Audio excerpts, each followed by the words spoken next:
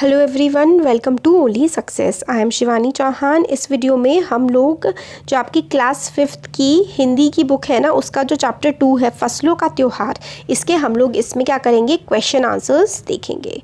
ठीक है, इससे पहले हम लोग फर्स्ट चैप्टर कवर कर चुके हैं। तो सबसे पहले शब्द अर्थ हैं। पहला है बोरसी। बोरसी का मतलब होता है अंगीठी। अंगीठी मतलब जिसमें आग जलाई जाती है। और लापता का मतलब गायब। अंदाज का मतलब होता है तरीका।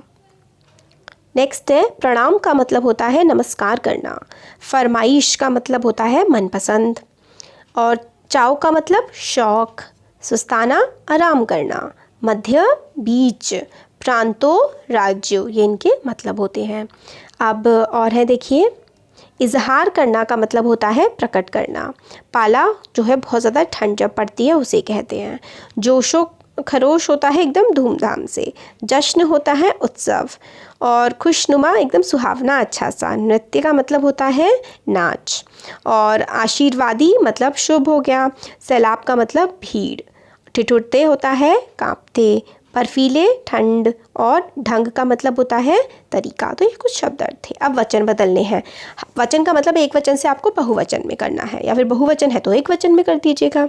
हाथ हाथों। रजाई रजाइयों। कमरा कमरे। कुर्ता कुर्ते। आदिवासी आदिवासियाँ। जनजाति जनजातियाँ। वृक्ष वृक्षों। पंक्ति पंक्तियाँ। ऋतु ऋतुएं। ठीक है, तो ये हो गए हमारे। अब आगे फसल फसलें। साड़ी साड़ियाँ। त्योहार त्योहारों। पक्षी पक्षियों। पहाड़ पहाड़ों। नदी नदियाँ। तो ये हमारे जो है विलोम, ये वाले जो हमारे बहुवचन हो गए। अब हम विलोम देखते हैं। विलोम का मतलब उल्टा होता है।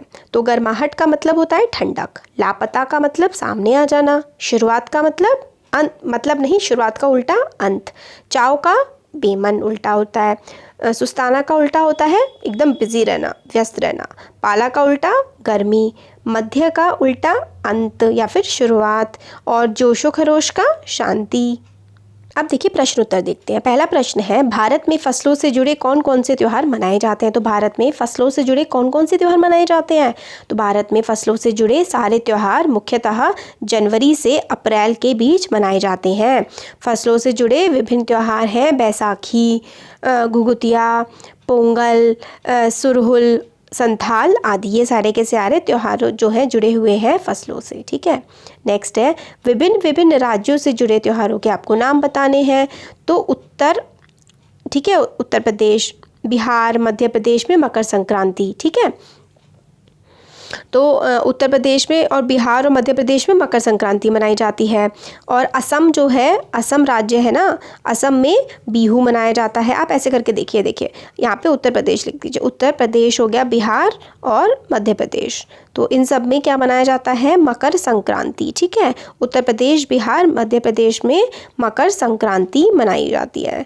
फिर उसके बाद असम जो है हमारा राज्य, असम में बिहू मनाया जाता है। ठीक है, असम में बिहू। फिर उसके बाद केरल, जो केरल राज्य है ना, केरल में ओणम मनाया जाता है। केरल में क्या मनाया जाता है, ओणम।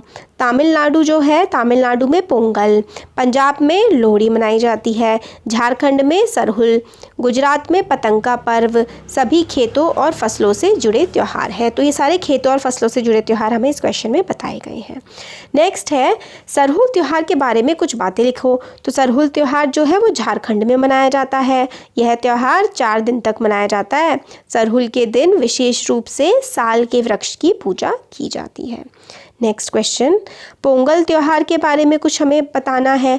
तो पोंगल त्यौहार तमिलनाडु में मनाया जाता है। इस दिन खरीफ की फसलें चावल, अरहर आदि काटकर घरों में आ जाती हैं। इस दिन लोग नए अनाज से एक विशेष प्रकार की खिचड़ी, जिसको पोंगल कहते हैं, वो बनाते हैं। यह त्यौहार 3 दिनों तक मनाया जाता है।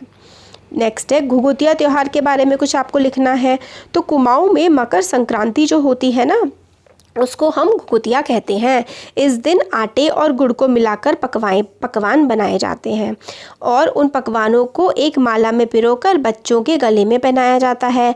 बच्चे उस माला से पकवान तोड़ तोड़ कर पक्षियों को खिलाते हैं। अब लघुत्तम प्रश्न है, खिचड़ी से क्या तात्पर्य है?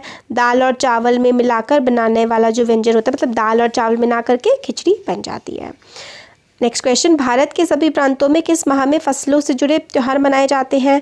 तो कौन कौन से महीने में त्यौहार मनाए जाते हैं फसलों से जुड़े हुए? जनवरी माह के मध्य में भारत के सभी फसलों से जुड़े त्यौहार मनाए जाते हैं। तो मिड जनवरी, मतलब ज़्यादातर जनवरी, 14 जनवरी, 15 जनवरी, मकर संक्रांति, पोंगल, है ना, ये सब मनाया जाता है। नेक्स्ट है, दादी के बाल कैसे लग रहे थे? तो दादी के बाल सफ़ेद सेमल की रुई जैसे लग रहे थे। दादी के बाल सफ़ेद सेमल की रुई जैसे लग रहे थे। प्रश्न नंबर 4 है, घर में चहल पहल क्यों थी? तो घर में चहल पहल मकर संक्रांति के त्यौहार के कारण थी। 5वां प्रश्न है, पोंगल का तात्पर्य क्या है? पोंगला पोंगल, तो पोंगला पोंगल का तात्पर्य है खिचड़ी में उफान आ गया, मतलब खिचड़ी उठ गई। पोंगला पोंगल का मतलब है खिचड़ी उफान आ गया खिचड़ी में और वो बनने वाली है। नेक्स्ट है, हम लोगों को मिलाने हैं। तो कहाँ पर कौन सा त्यौहार मनाया जाता है? तो देखिए, बिहार में कौन सा त्यौहार मनाया जाता है? बिहार में तो मकर संक्रांति मनाई जाती है। असम में बिहू मनाया जाता है और लोहड़ी का मनाई जाती है। तो पंजाब में लोहड़ी मनाई जाती है। झारखंड में सरगुल मनाया जाता है और ओणम केरल में जो है वो ओणम मनाया जाता है और तमिलनाडु में, केरल में क्या मनाया जाता है? ओणम। ठीक है, केरल में ओणम मनाते हैं और तमिलनाडु में क्या मनाते हैं? तमिलनाडु में हम पोंगल मनाते हैं।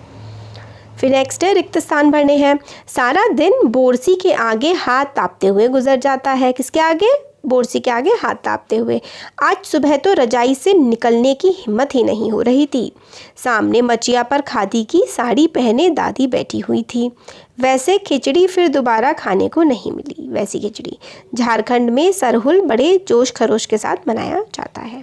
तो ये हमारे क्वेश्चन आंसर्स हो गए। अच्छा लगा तो हमारा चैनल ओनली सक्सेस को आप लोग को सब्सक्राइब करना है, अपने फ्रेंड्स के साथ शेयर करना है और वीडियो को लाइक करना है। ठीक है, थैंक यू।